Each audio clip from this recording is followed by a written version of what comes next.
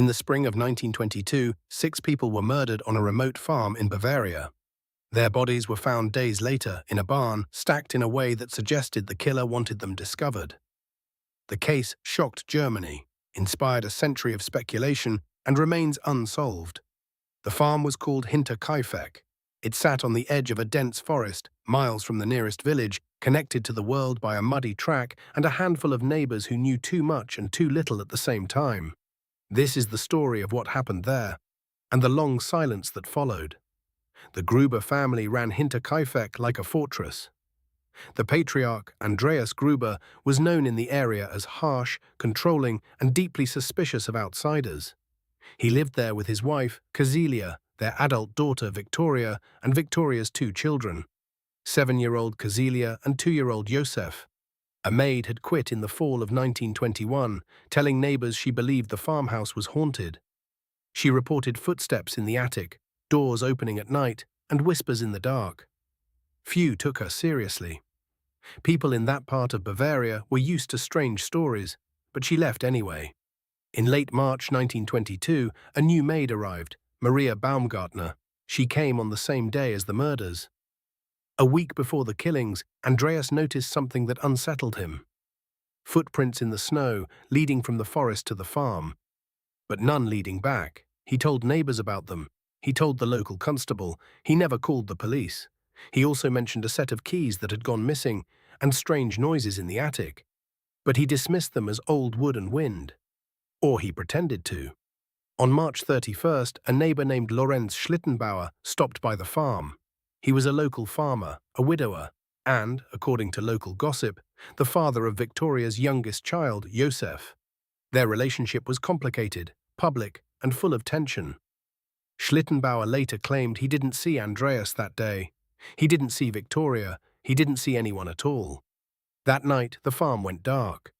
The bodies were discovered on April the 4th.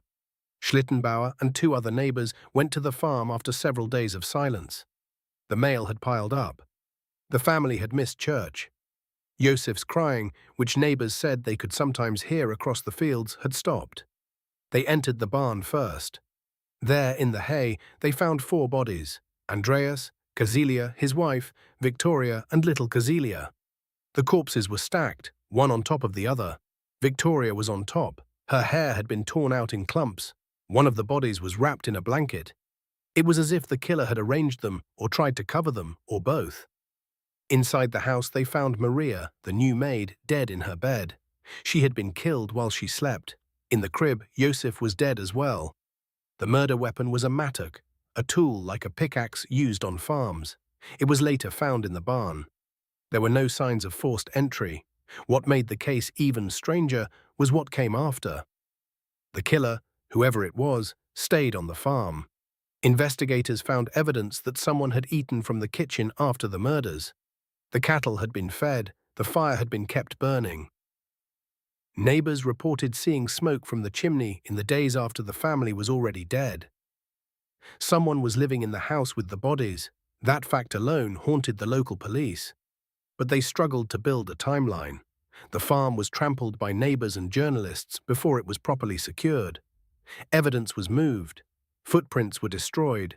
The crime scene was contaminated beyond repair. And then, to make matters worse, the police took the victims' heads. In one of the strangest decisions in the history of the case, the Bavarian police ordered the victims' heads removed and sent to Munich for forensic examination. They hoped the autopsies would reveal the order of death or a clue to the weapon. The heads were never returned. No one knows what happened to them. They were lost in the chaos of the Weimar era, a grotesque footnote to an already disturbing story. The bodies were buried without them. The farm was demolished a few years later. Today, the location is marked by a small memorial stone in a field. No buildings remain. So who did it? The list of suspects is long, but none were charged. Schlittenbauer was always the primary suspect. He had a history with Victoria. He was one of the first to find the bodies, and his behavior that day was strange. He reportedly entered the house alone and looked around with little fear, as if he already knew what he would find. He attempted to feed the cattle and handle the bodies, potentially destroying evidence. Some neighbors claimed he had motive. jealousy, financial disputes, anger over the child. But suspicion is not proof, and no direct evidence tied him to the crime. Other theories pointed to former soldiers drifting through Bavaria after World War I. The region was unstable, flooded with displaced men, and violent crime was rising. A stranger could have hidden in the attic, watching the family, waiting for a moment to strike. Another theory suggested it was a family member, an incestuous secret, a concealed pregnancy, a conflict that turned fatal. This was gossip more than evidence, but it lingered. The investigation itself only deepened the uncertainty. The crime scene was never secured. Neighbors walked through the barn and the house. Objects were moved. Bodies were handled. The police took photographs but lost track of crucial details, including the exact position of the victims when they were found.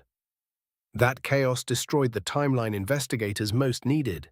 In 2007, German police quietly reopened the case for a final review. Modern analysts combed through the surviving records, looking for DNA leads or overlooked patterns. They concluded the same thing. The evidence was too contaminated, the witness statements too late, and the trail too cold. A suspect might have been identified at the time, they said, but the opportunity was gone. Hinterkaifeck was a perfect storm of isolation, fear, and investigative failure. The case became less about a single killer and more about everything that went wrong after the murders, and how easily a crime can become unsolvable when the first few days are mishandled. Some historians believe the killer was someone the family knew, someone who could approach without suspicion. The Grubers were private but not invisible. They bought supplies, attended church, and were entangled in village disputes. A visitor could have walked onto the property without raising alarm, waited inside, and struck when the first victim came to the barn. Others point to the timing. The new maid arrived on the day of the murders. Was the killer already waiting, or did her arrival trigger something? The idea that the murderer stayed in the house afterward, eating, feeding animals, tending the fire, suggests planning, not panic. It suggests someone who was comfortable there, or someone who wanted the town to believe they were.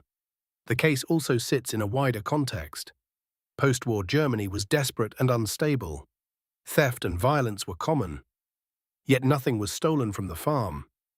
The motive wasn't robbery, it wasn't revenge in the obvious sense either. What remains is a pattern of control, luring victims one by one into the barn, silencing them, then stepping into the house to finish the job. The most chilling theory is the simplest one. Someone was already in the house. The missing keys. The footsteps in the attic. The maid who fled because she believed the place was haunted. These details sound like folklore, but they align. They suggest an intruder who had been living in the attic or barn for days or weeks, watching the family, waiting. If that's true, Hinterkaifeck wasn't just a murder. It was a slow invasion. A secret occupation of a home carried out in silence under the same roof as its victims. What makes this case so enduring isn't just the brutality, it's the isolation. The farm sat alone at the edge of the forest. The nearest neighbors were far enough away that screams might not carry. The roads were muddy, the nights were long, and the community was small and suspicious. In a place like that, silence is natural. It hides you, it protects you. And for 5 days, silence hid the murders of 6 people. In the decades since, Hinterkaifeck has become a case study in how isolation magnifies fear. It has been retold in books, podcasts, and investigations, each one chasing a different suspect, each one ending at the same wall of missing evidence.